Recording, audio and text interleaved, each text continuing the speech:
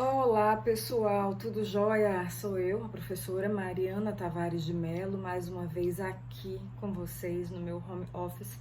Mudei um pouquinho o ângulo hoje, né? Vocês estão vendo assim minhas imagens de santos, meus amuletos, tem incenso aqui queimando, tem livros, CDs, tudo de bom. E um monte de conhecimentos, né, para a gente compartilhar aqui da melhor forma possível. Então, para a gente começar a nossa conversa de uma boa maneira, eu já vou logo pedindo que você se inscreva no canal, me dê um like, por favor, por gentileza, e ative o sininho sempre que você quiser saber de mais novidades do direito.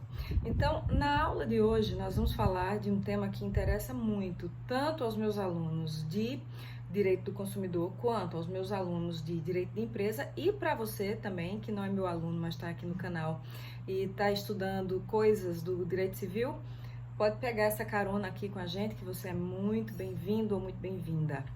Então, para a gente começar, eu vou falar desse livro aqui que eu particularmente adoro, que é o Novo Curso de Direito Civil, de Pablo Stouzy e do maravilhoso Rodolfo Pamplona, meu amigo pessoal.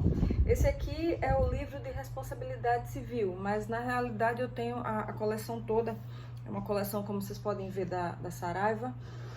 E, gente, assim, sem querer diminuir a importância dos demais juristas, mas na minha humilde opinião, esse livro aqui, aliás, essa coleção inteira, é simplesmente excelente, porque o Pablo Stouzy e o Rodolfo Pamplona, eles não só são professores, mas também são juízes, né? E uma coisa, de certa maneira, complementa a outra dentro do notório saber jurídico. E eles falam do direito de uma maneira muito moderna, de uma maneira muito atual, uma maneira muito focada dentro de todos os acontecimentos que perpassam pela nossa sociedade, né? E daí em diante. Muito bem, minha gente. Então, falando do assunto do dia, vai ser contratos de adesão. Pois é.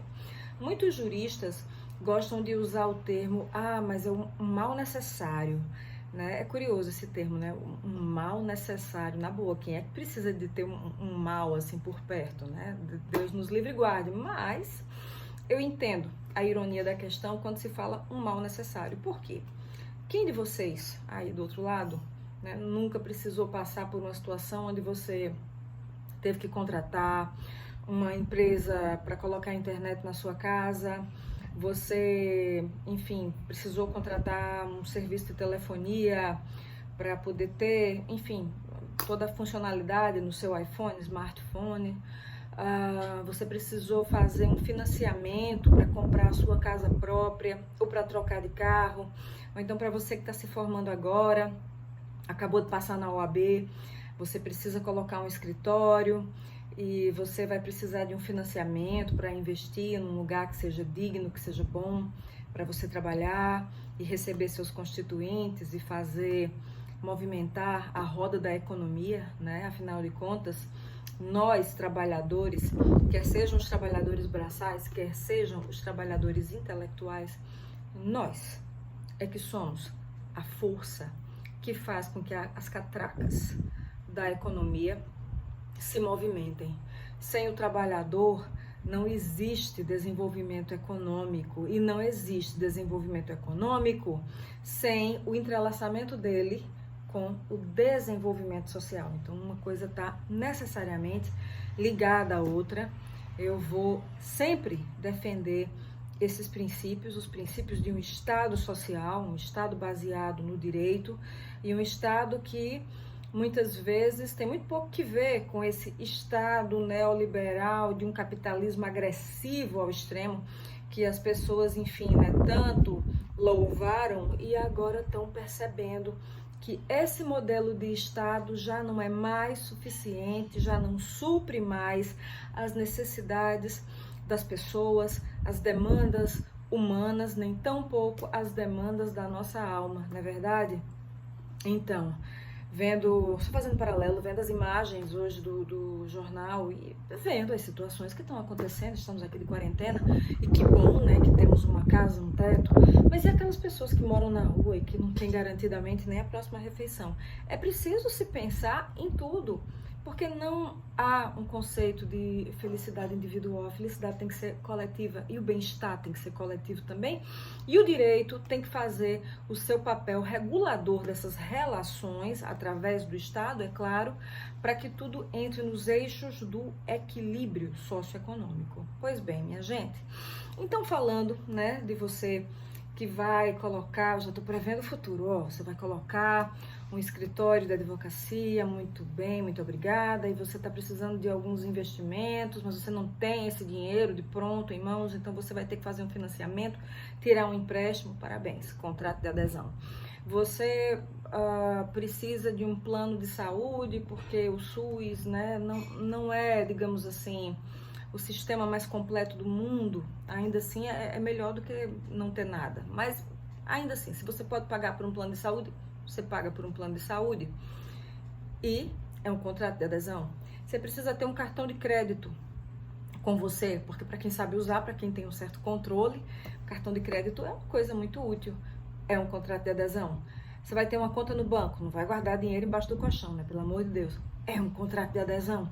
E por aí vai. Então, se eu for falar das variedades assim, de contratos de adesão, eu vou ficar aqui a noite inteira só citando os tipos de contrato de adesão e, francamente, né, acho que a gente pode seguir adiante.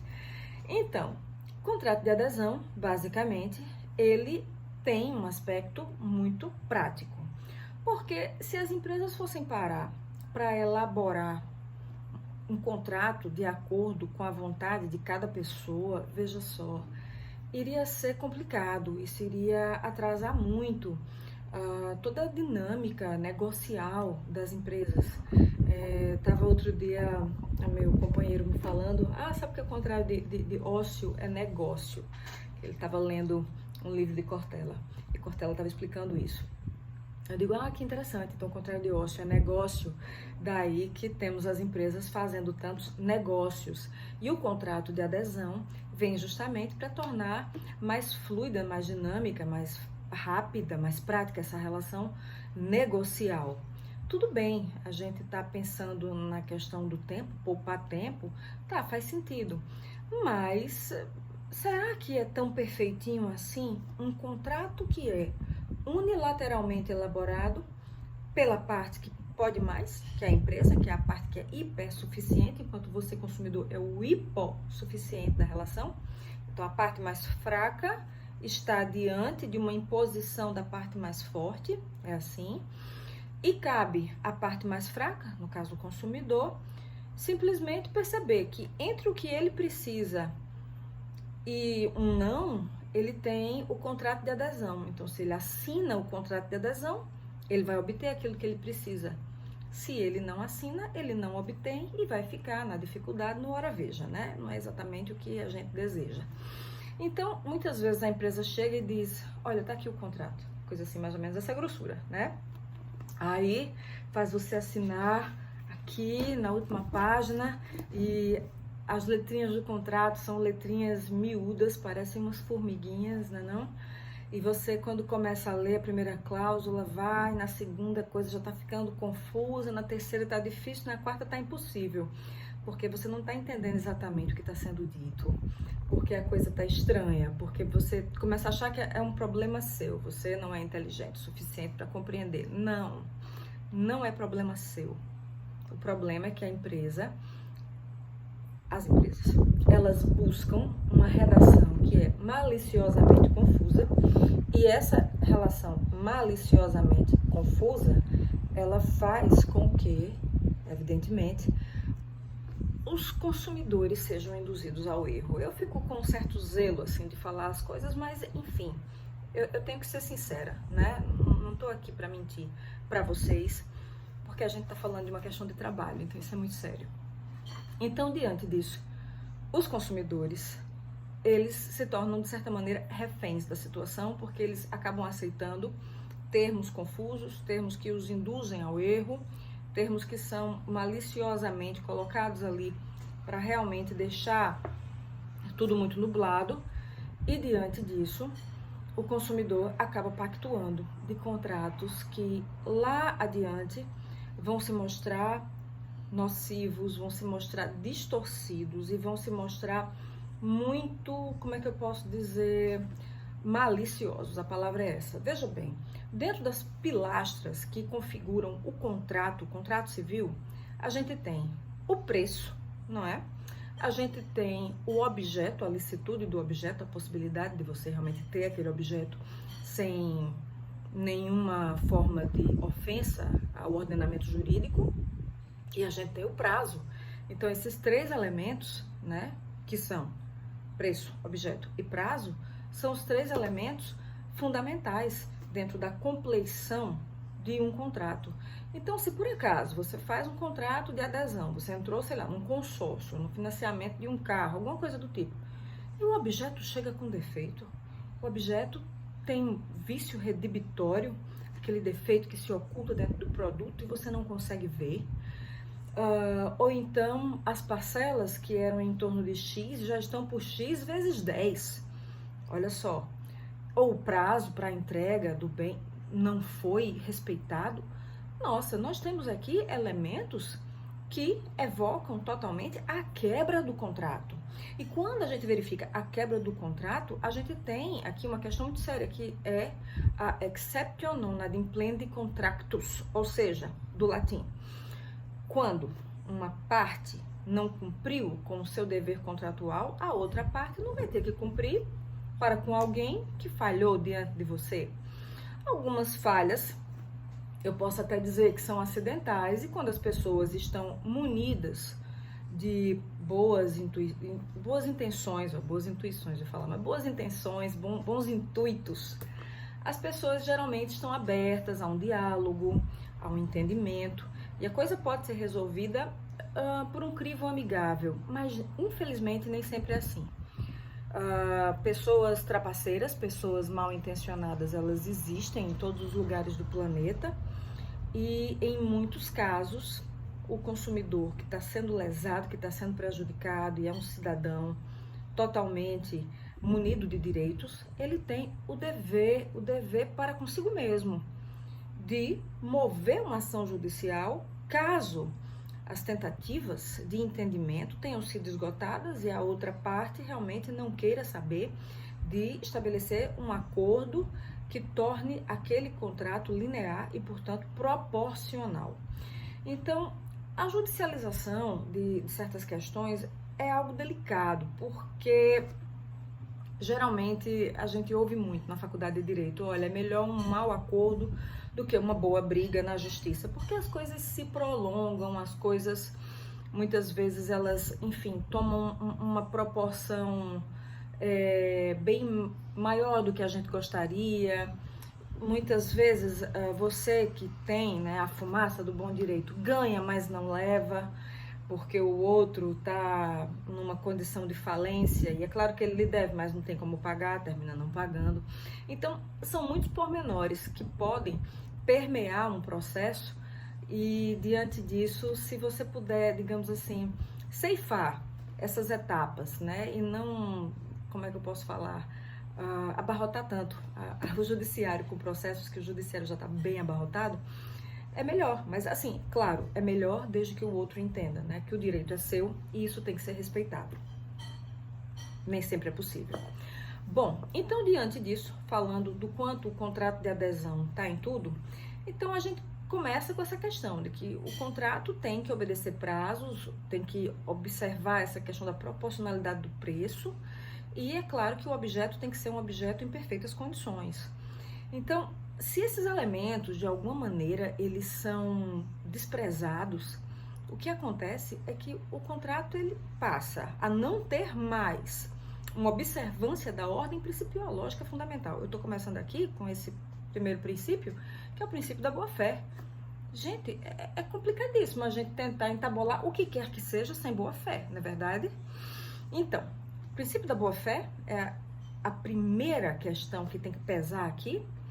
Logo na sequência, o princípio da transparência, e às vezes há um déficit realmente da materialização desse princípio quando a gente fala do contrato de adesão. e o princípio da função social do contrato, que é essa coisa da proporcionalidade. Eu estou pagando por uma coisa e eu estou recebendo o que é proporcional, o que é justo.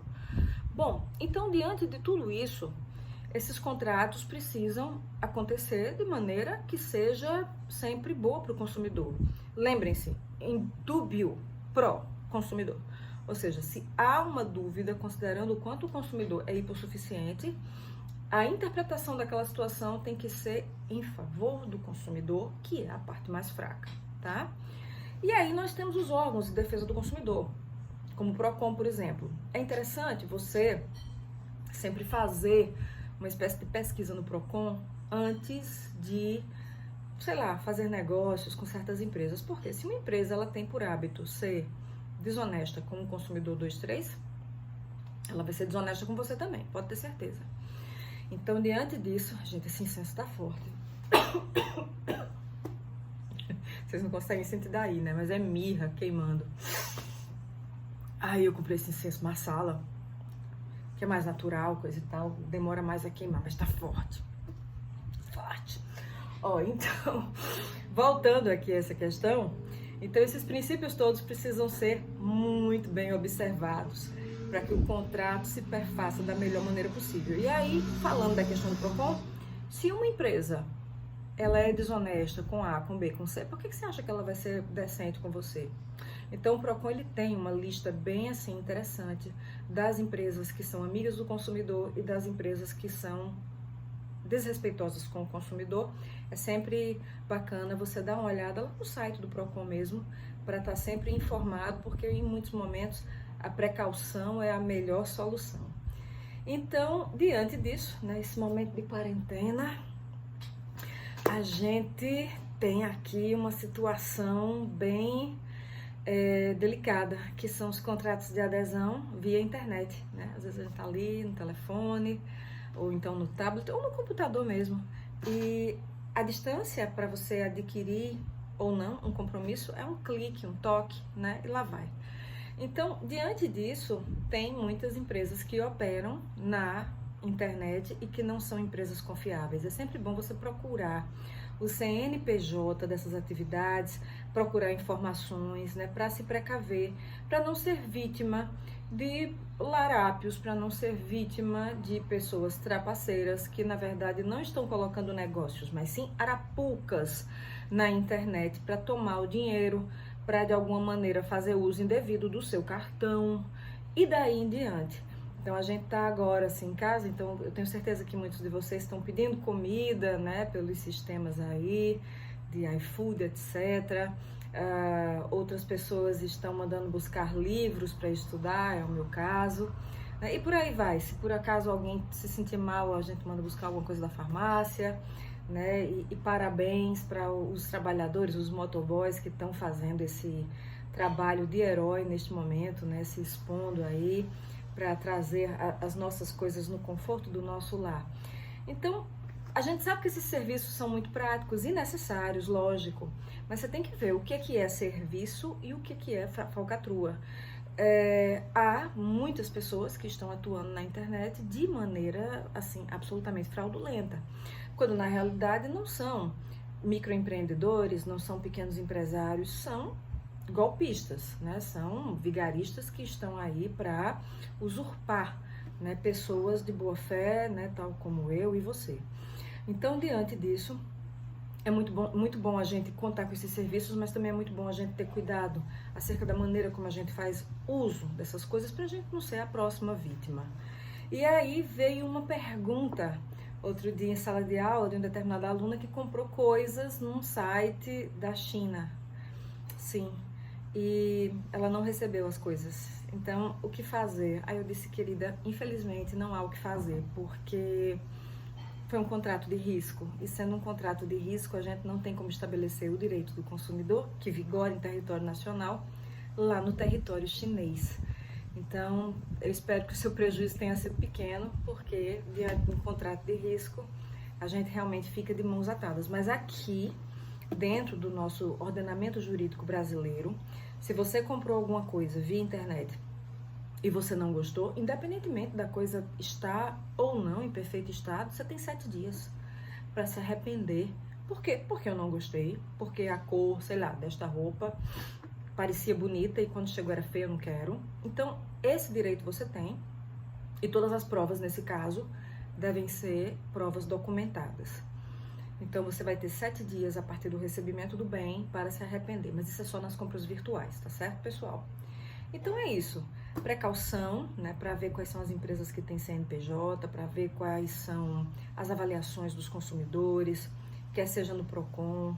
Reclame Aqui também é um site maravilhoso, de muita utilidade, né? E muito cuidado e sempre ficar atento, porque o direito é seu e do direito a gente não pode abrir mão de modo algum, porque direito é cidadania. O direito é o que te faz, de certa maneira, um ser humano munido de todos os recursos protetivos dentro de um Estado democrático de direito. Então, vamos seguir nessa linha, tá? E eu desde já agradeço muito a todos vocês, deixo um beijo muito grande e fiquem com Deus.